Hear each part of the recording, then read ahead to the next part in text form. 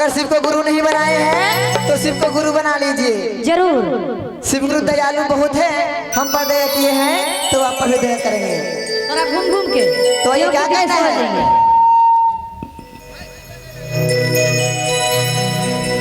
कि लेला गुरु के ज्ञान, अरे सुना भाई बहिना, हाय हाय हाय, लेला गुरु के ज्ञान, सोना नीता बहिना, घोषणा करा लेला हाथे कंगना जी, अरे घोषणा करा लेला, अरे हाथे कंगना, तलेला गुरु के ज्ञान, सोना भाई बहिना, लेला गुरु के ज्ञान, सोना भाई बहिना, घोषणा करा लेला हाथे कंगना, आए जी घोषणा करा लेला हाथे कंगना, तलेला गुरु के ज्ञान, सोना भाई बहिना, लेला गुरु के ज्ञान, सोना भाई बहिना।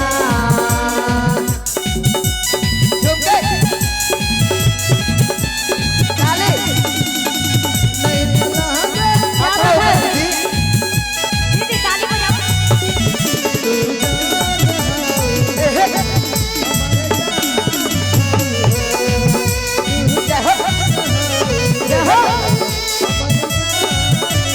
क्या बात है?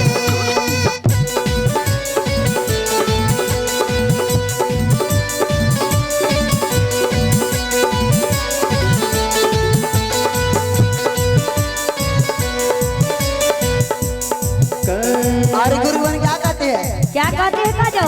महिमा महान हाकै भोला यारा भांगिया के, महिमा महान हाकै भोला यारा भांगिया के, देखुन जागाई दीदी सुताला भागिया के, देखुन जागाई दीदी सुताला भागिया के, महिमा महान हाकै भोला यारा भांगिया के, देखुन जागाई दीदी सुताला भागिया के, गुरु के चरानिया रामायला मानामा, आए जी गुरु के चरानिया रामायला मानामा, तलेला गुरु के ज्ञान, सोना भाई बहिना, अलेला गुरु के ज्ञान, सोना भाई बहिना, अलेला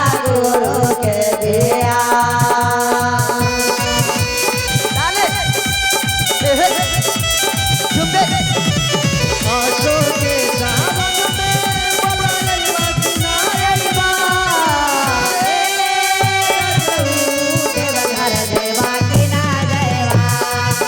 अरे राजाऊ देवधर जयवा दिना जयवा, आसो के नवमी में घर अइबा कि ना अइबा, आसो के सावन में घर अइबा कि ना अइबा, अरे राजाऊ देवधर जयवा कि ना जयवा, ए राजऊ देवघर जइबा कि ना जइबा।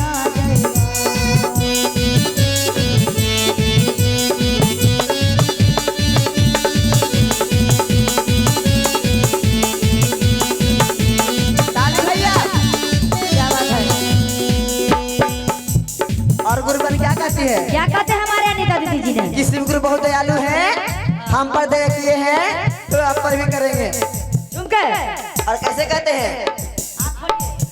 अंधरा के आँख लेला, कोढ़िया के काया, अंधरा के आँख कोढ़िया के काया, बांझिन के बालक दिहलान, निरधन के माया, बांझ के पुत्र दिहला, निरधन के माया, अंधरा के आँख देलान, कोढ़िया के काया, बांझिन के पुत्र देलान, निर्धन के माया, कहे